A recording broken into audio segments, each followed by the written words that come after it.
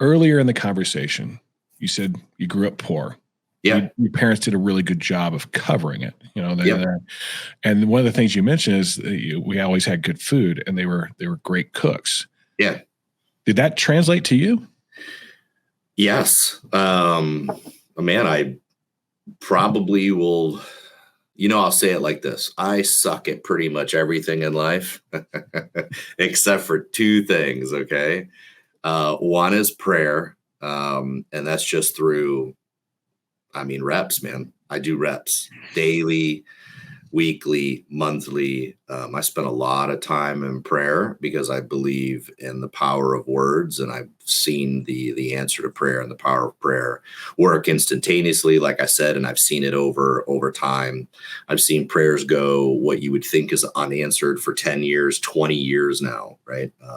I had my 42nd birthday on Tuesday, and I can tell you that there's a prayer that's been resonating in my immediate family for over 15 years, and is still what we might think and we see as unanswered.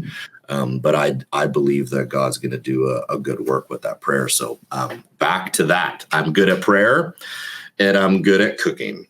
So there is definitely not a person who I've ever cooked for that from the time they've had the first meal, when I say, what would you like for your birthday? It's never a gift of materialistic things. It's always, can you come over, or can I come over and have you cook for me? So that's when God gave me a gift, and and that gift is intentionality. I've been that since I was a little kid. And so I've been able to use good times and bad times, whether it's been a funeral, a wedding celebration, officiating a wedding, even attending any type of event. It's going to be always over the best meal. Even if I'm not the one cooking it, we're gonna have good food, man. And I think it's one of the best ways to connect with people. That's where actual fellow. It's why I wish I was better at it. I wish we as a family were better at it. Sure. Eating at the table and breaking bread together. My wife is an amazing cook. She's right up there. I'm pretty good outside. I can throw down on the barbecue. Yeah, we talked about that, man. That's a gift too, man. That's still cooking.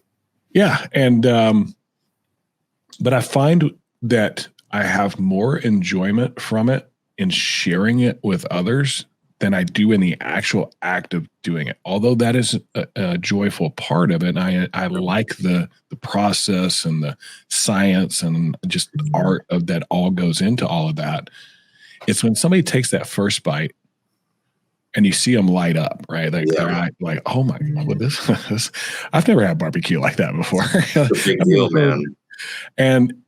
And then the conversation starts, and then how did you do this? And then that conversation gets deeper and deeper and deeper.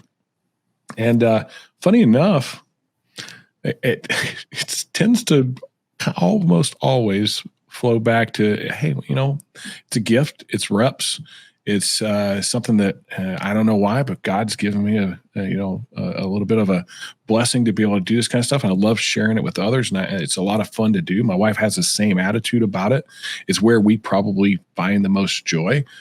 And I already know this story about you, but I want you to share with the listeners and the people viewing on YouTube out there.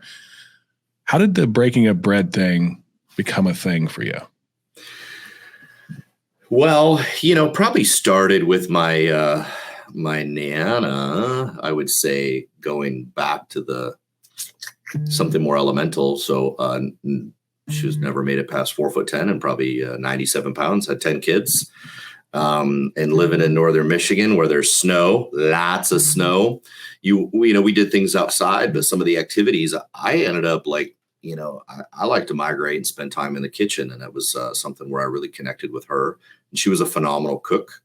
That's my mom's mom. And that really, that segued. My mom wasn't as good of a cook because of the story we told earlier, right? Being out of the house and not having access to that. And, but, her and my dad spent a lot of time together on my dad's side of the family, being French. They made a lot of, the three most important ingredients in French cooking, right? Butter, butter, and butter. So like we had lots of butter, right? We had lots of butter in our food, and it was really good though. You know, I just had this, I had this desire to not just feed other people, but it wasn't, I knew from an early age, Jim, that I didn't want what you talked about, conversations, how it opens up a conversation, that fellowship, so to speak. We'll call it fellowship.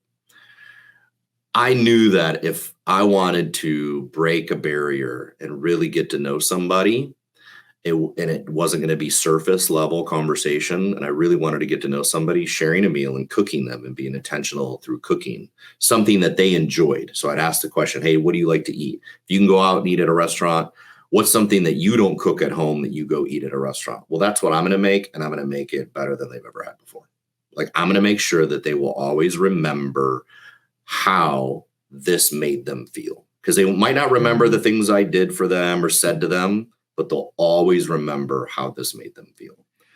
And so that translated into something naturally with some young men. We started a cooking group. It started with just two guys that wanted to learn how to cook, and I started cooking. Did they ask you?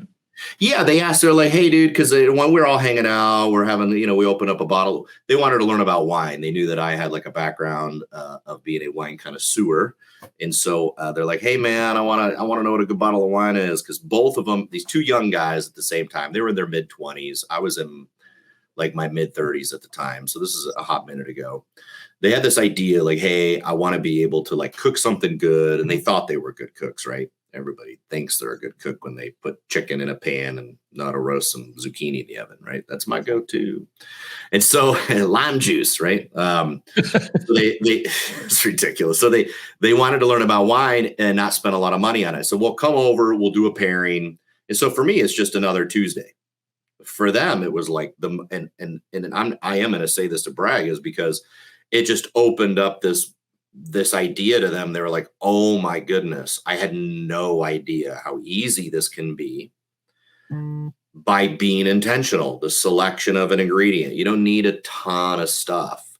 It's what you choose, right? I'm not just going to go buy the chicken at the grocery store that's induced with tons of sodium, so the pounds are higher because it's got a bunch of salt water in it, right? I'm going to go buy the best chicken I can buy. I'm not going to be like, frugal with it because I want a great piece of chicken. I go buy a really good middle price bottle of wine that's going to pair with it. I'm going to pick a really good veg or a side dish that's going to pair well with that. And I think the first time though, wasn't chicken. I made a meal that is near and dear to my heart. And it was cioppino. So I made cioppino, which is like a seafood stew. And so we made cioppino and paired it with some wine, and these guys were so blown away by such a simple dish that tasted so good. They were like, dude, can we both of them at like same time, like, this is awesome. Can we do this more often? We'll all pitch in. I want to learn more. And I went, yeah, sure. I mean, we're going to hang out anyways, right? We were all serving together at church. And so I was like, this is a way I can kind of give back to these guys. They're volunteers. Let me give back. So it started with two, and literally the second week before we decided to do this the next week was, hey, can I bring a friend? And I said, yeah, sure, bring a friend. And by the fifth week, I had, I think, 27 grown men in my kitchen. little pack in there. And I'm paying for this, right? So I'm going, geez, like now it's costing me like $1,000 in groceries because we got 27 guys attending and we're still running out of food. But the cool thing about that is, let's rewind with what I just said. They invited a friend the second week, each of them. We had 4 guys. And out of those 4 guys, the 2 new ones asked if they could bring a friend or 2. And it wasn't just the food. Now, the food was what attracted the men, okay? But what kept them coming back was the fellowship, because we introduced, hey, let's pray together. I had a YouTube, I would just play worship music, and sometimes I would just leave I would delegate some responsibility in the kitchen. Like, hey, we're making like when we're making risotto, I said, hey, everybody's going to take a turn adding some liquid. If you see it start getting, I'd go through the process of, hey, it starts, starting to dry up, gets a little mushy, add another quarter cup of chicken stock or white wine or whatever it was. And hey, you're going to be up in 5 minutes, set a timer. We can't stop stirring. Just keep folding it, folding it, folding it. So guys felt like now they had a hand in making something they had never made before. And I believe that that's when it tastes better. When you have a hand in something, it tastes better, right? Because you feel a part of it. And so we would be in the living room worshiping to a music song, and some guys would sing, and we had other men of faith from church there. And then we just saw this organic growth of guys like breaking off into their own little groups and praying over one another. I saw guys like laying hands on the back of someone's head and praying for them because of what they were going through. And it just elevated into like this men's group of prayer and worship and food. And I was like, man, just one day someone's like, dude, we should name this. And I'm like, I mean, might mess it up. I don't know if we should register a name at church or call it anything. And I was driving to Dallas with a couple of guys that were in the group, and they're like, hey, we want to go with you. I was sick at the time and I wasn't supposed to travel alone. And so I had a couple of guys from the group that got close to me, ride with me, and we're on the way. And they're like, hey, man, if you could ever open up a restaurant, or you were to do like a group where we charge people to do this, like where they come and they learn, and we can turn this into a Bible study, and we could like not monetize it, like give back from any profit, but at least it'll help you pay for the groceries and stuff. Yeah, it's getting expensive. It was, right? I mean, dude, I was spending like $5,000 a month. It was ridiculous on food for these guys. And you know what? It was fine. I mean, not once did I ever make it about that, right? It was just, I did it because I was like, oh my word, these guys are hungry for more than just food.